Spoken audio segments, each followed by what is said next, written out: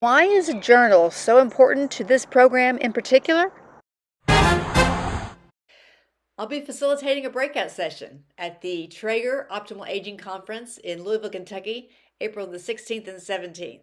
You can go to their website for more information. I'll also be facilitating a session at the Mid-Atlantic Intergenerational Conference, June 3rd through the 5th in Atlantic City, New Jersey, hosted by the Stockton Center on Successful Aging in partnership with Penn State University. Why is a journal so important to this program in particular? Well, it's because it combines so many different processes. Just think about it.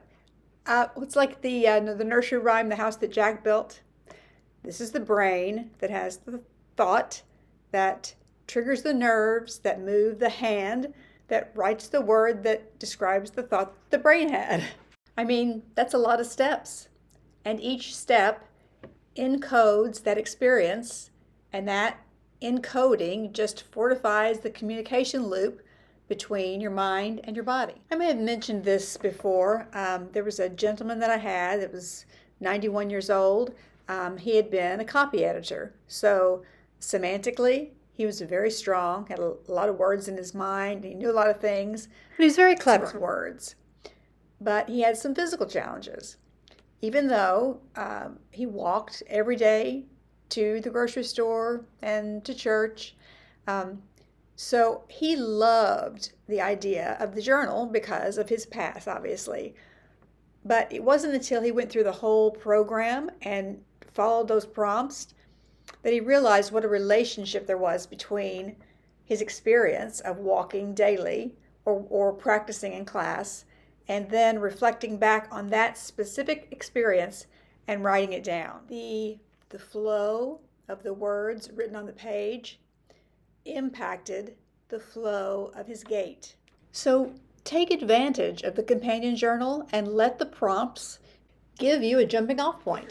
If you're following the program, the journal prompts will line up exactly with the lesson that you're on. Now, if you're not following the manual, keep a journal specifically for your wellness practice. Write in detail sensory experiences that you had of whatever you were practicing that day.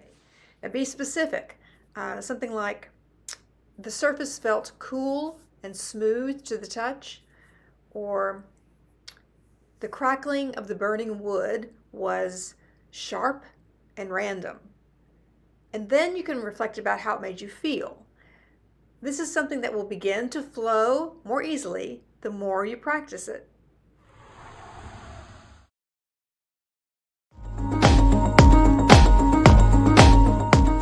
It really touches into most facets of your being, really, your mental, your physical, your happiness, it touches almost every phase of your life.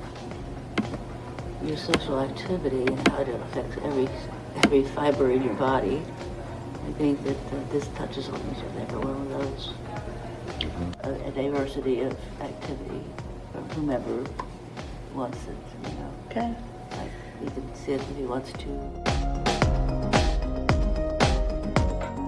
That's probably where the social comes into a bigger play. For me, it was a giant step.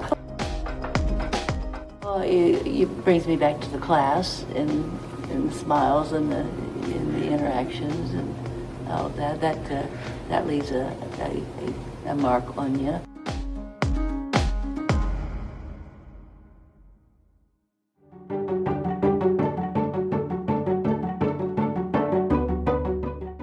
With the people, to join in, I think, to feel like I'm doing something that is good, and here are all these other people who are doing the same thing, so I must be right about it.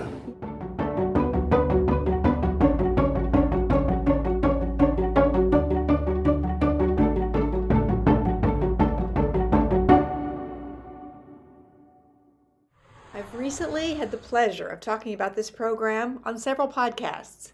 Living to 100 Club, the Aging Well podcast, and the Fearless Aging podcast.